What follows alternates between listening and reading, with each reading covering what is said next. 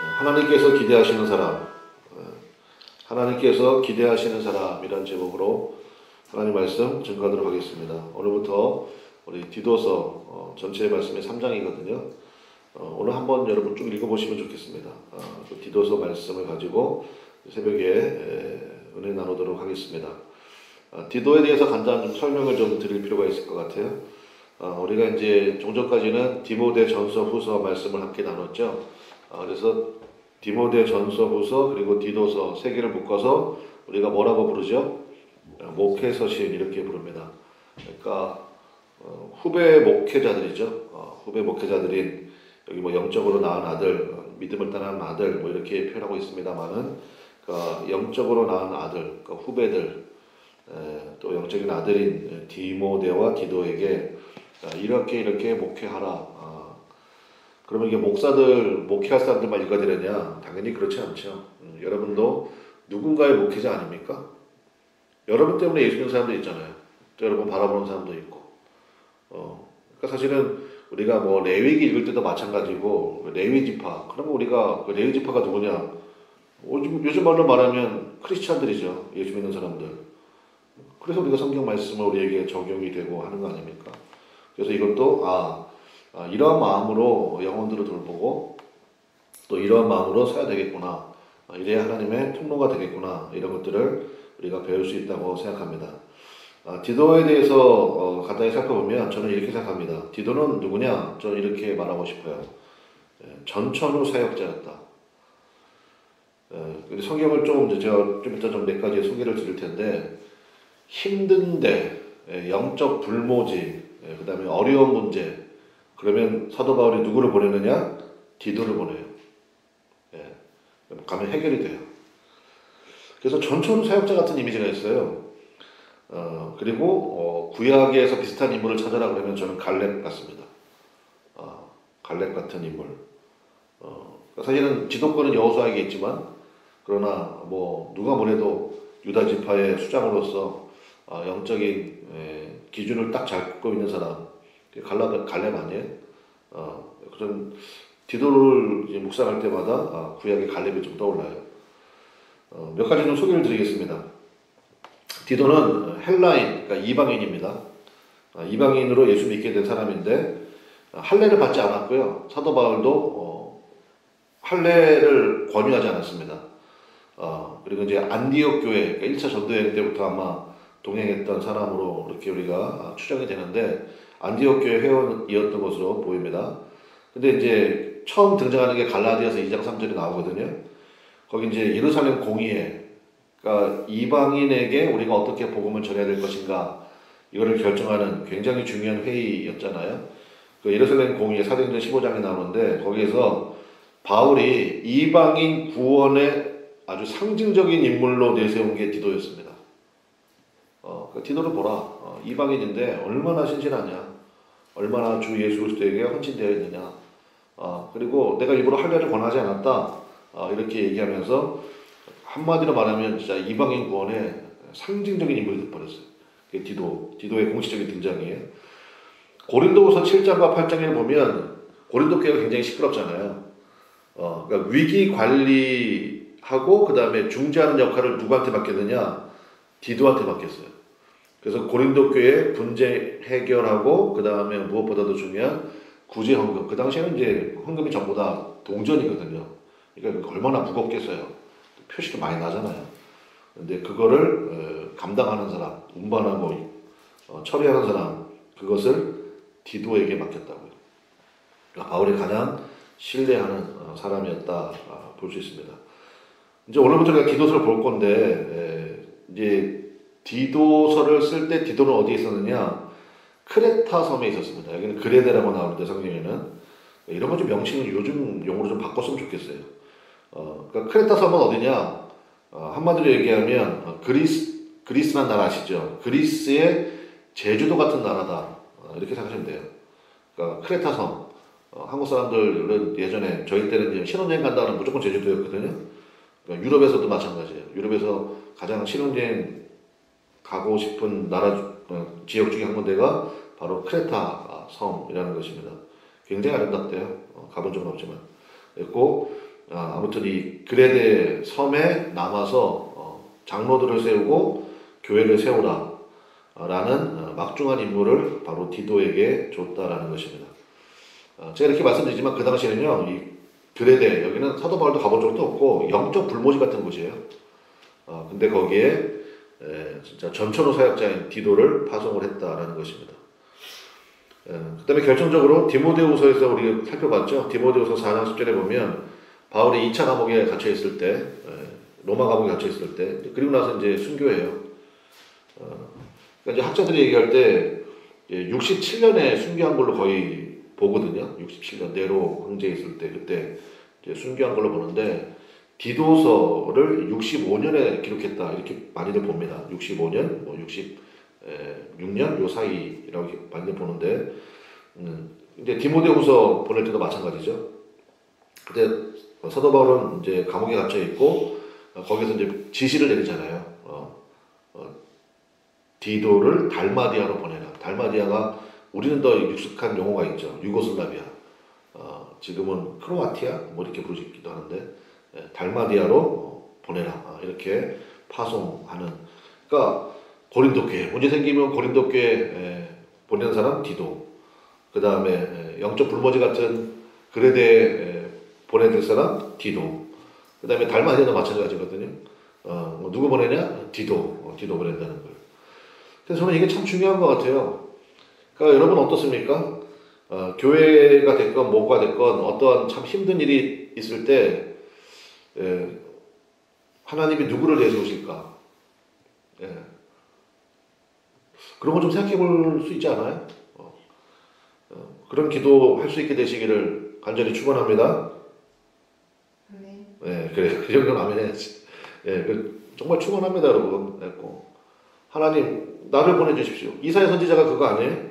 아니 하나님이 이사야 선지자 한 명 있었을 때 한 명이 딱 있는데 내가 누구를 보내며 누가 우리를 위하여 갈고 참 하나님 너무하신 것 같아.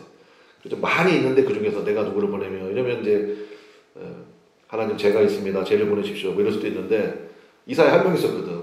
이사야 한 명이 딱 하나님 앞에 엎드렸는데 내가 누구를 보내며 누가 우리를 위하여 갈고 무슨 얘기입니까? 하나님의 음성이 내 마음에 이렇게 들렸다는 거 아니에요? 하나님이 지금 사람을 찾고 계시는구나. 거기 그런 하나님의 응답이 있을 때 주님 쟤를 보내십시오. 이러면 안 되잖아요. 주님 저를 보내십시오. 디도 같은 사람. 그래서 여러분 기도가 좀 그렇게 되시면 좋겠어요. 하나님 저를 좀 보내주십시오. 교회에서 우리 로젠축도 계획하고 있고 우리 기도도 하고 있고 누가 할 것인가? 하나님 저 사람 돈이 많다는데 목사님이 알아서 하시겠지. 그때 기도하시라고요. 그런 거예요. 하나님 앞에 우리 마음속에 그러한 은혜 있고 디도서를 통해 가지고 우리가 좀 그런 기도 같이 하면 좋겠습니다. 저도 말씀 준비하면서 그런 기도가 됐어요. 하나님 저도 디도처럼 전천후 사역자 목사가 제일 앞장서야 될 거 아니에요. 전천후 사역자 되기를 원합니다. 정말 이 시대가 참 어렵고 그런데 내가 어느 교회를 기대할 것인가, 어느 교회에 일을 맡길 것인가, 그나무 아래 교회. 그런 기도 하게 되더라고요. 그래서 디도서 이런 마음을 가지고 우리 디도서를 함께 말씀을 통해서 은혜 받으면 좋겠습니다. 자, 우리 오늘 1절부터 4절까지 읽었는데 인사말 부분이잖아요. 그런데 확실히 사도 바울이 디도를 생각할 때는 좀 뭐라 그럴까요? 상투적이지 않고 분명한 메시지가 있는 것 같아요. 그러니까 어느 교회에 보내는 것처럼 이렇게 상투적인 인사말이 아니라 모르겠습니다. 저는 그렇게 느껴졌는데 첫 번째는 뭐냐면 네가 무엇을 전해야 되는지를 정확히 알라는 거예요. 내가 예수님을 전한다 그러는데 그리고 목회를 한다 그러는데 내가 권사다 집사다 이렇게 부름 받아서 여러분이 위해서 기도하는 사람도 많이 있잖아요. 그럼 내가 뭘 전해야 되느냐? 그게 1절과 2절에 있는데 이거 참 중요한 것 같아요. 자, 1절 한번 보겠습니다. 같이 한번 읽어볼까요? 시작. 하나님의 종이요 예수 그리스도의 사도인 나 바울이 사도된 것은 거기까지. 사도된 목적이 있다는 거예요. 사도된 목적은 그러니까 무슨 얘기예요? 디도 너도 마찬가지야. 그 얘기를 하는 거거든요. 첫 번째는 뭐냐? 하나님이 택하신 자들의 뭡니까? 믿음과 이렇게 돼 있죠. 근데 원문의 의미를 좀 직역해서 옮겨서 말씀을 드리면 하나님이 택하신 자들의 믿음을 굳건하게 하기 위해서, 이게 첫 번째 목적이에요. 하나님이 부르신 자들 있잖아요. 그 사람들의 믿음을 굳건하게 하기 위해서 나를 부르신 것처럼 너도 부르신 거다. 그 얘기죠. 이해가 되셨나요? 네, 그 첫 번째로 해야 될 것은 여러분이 기도하는 사람들의 믿음을 굳건하게 해줘야 됩니다. 믿음을 굳건하기 위해서. 그 다음에 두 번째, 경건함에 속한 진리의 지식과 이렇게 되어 있습니다. 말이 좀 어렵죠? 이것도 직역을 좀 해보면 하나님의 진리를 깨닫는 일을 돕기 위해서 그래야 경건의 삶이 된다. 다들 경건하게 살기를 원하거든요. 경건이라는 말이 영어 성경에는 godly예요. 그러니까 하나님 같은 이런 뜻이 있잖아요. 그럼 어떻게 하면 경건하게 사느냐? 진리를 깨달아야 된다는 거예요.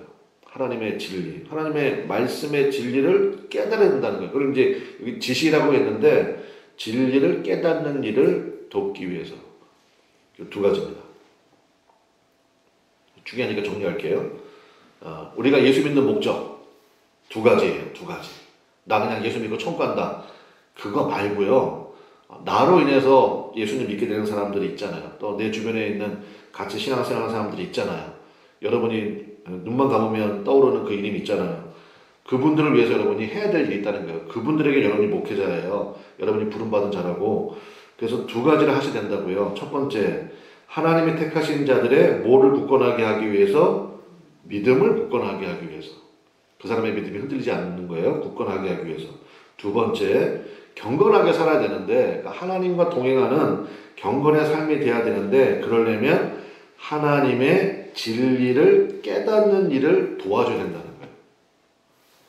나도 몰라. 그냥 알아서 믿어. 이러지 말고 깨닫는 말로 도와주라는 거예요. 하나님의 진리를 네가 깨닫고 도와주라. 그러면 2절이요.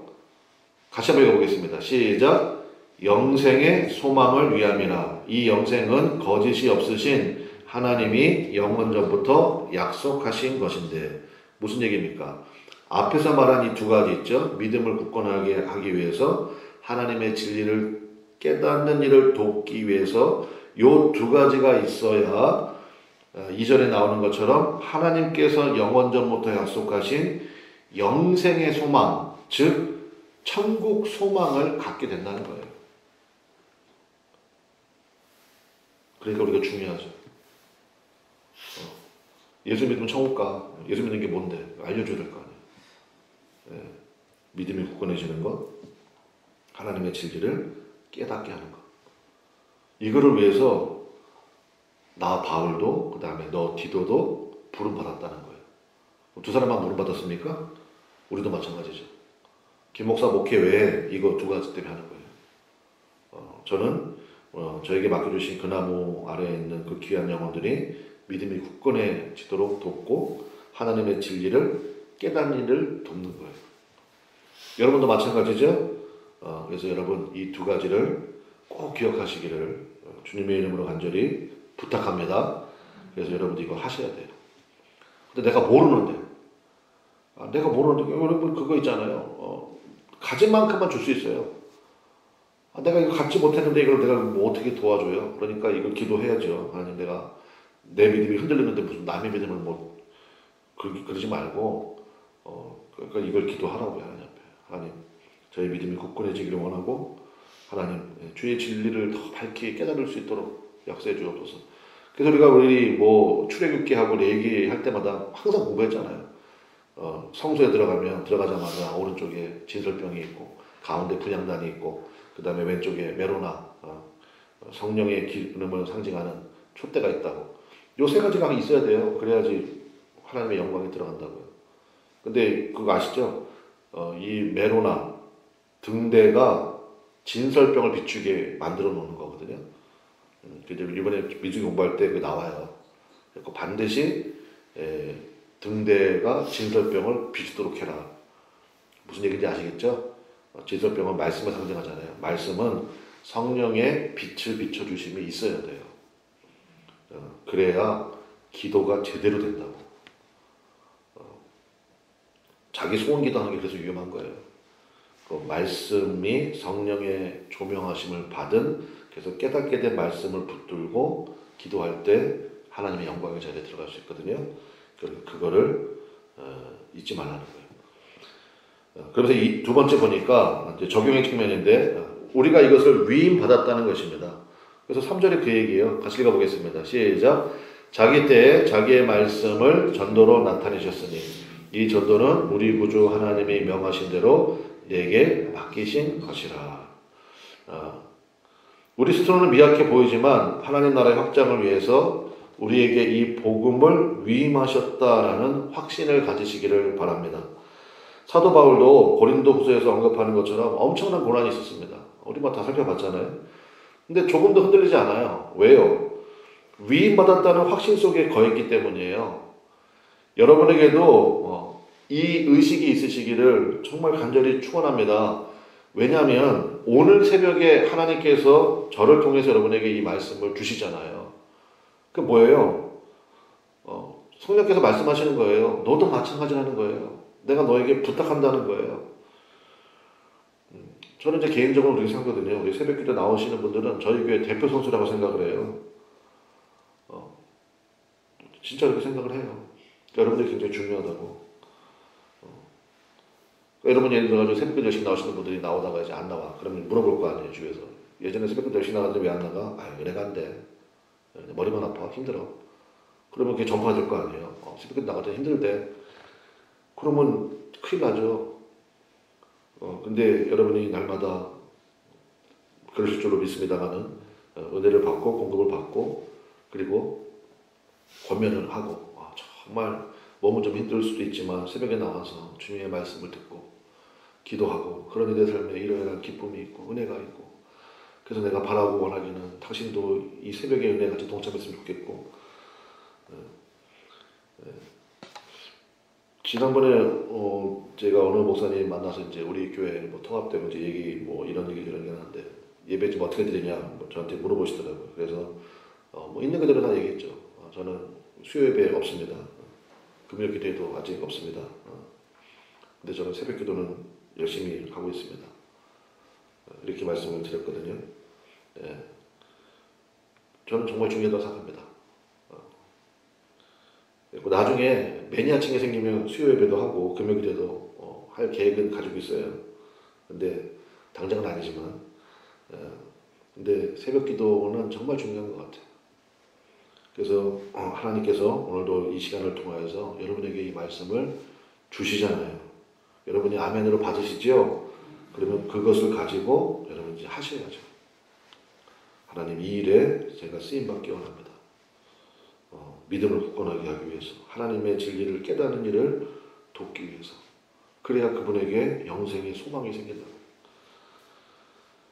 영적 리더인 바울이 디도에게 보낸 편지를 통해서 하나님의 뜻이 무엇인지 그 방향을 명확히 잡고 사역을 하라, 그 얘기입니다. 말씀의 결론 맺겠습니다. 그래서 오늘 우리에게 주신 이 말씀을 여러분들이 잘 들으셨는 줄로 믿습니다. 그래서 우리도 마찬가지로 두 가지의 이 분명한 목적을 가지고 우리가 영적으로 무장하면 좋겠습니다. 그리고 전도하는 거죠. 전도가 뭐라고 그랬어요? 그냥 자랑하는 거죠. 소개하는 겁니다. 오늘 설교 제목이 하나님께서 기대하시는 사람이잖아요.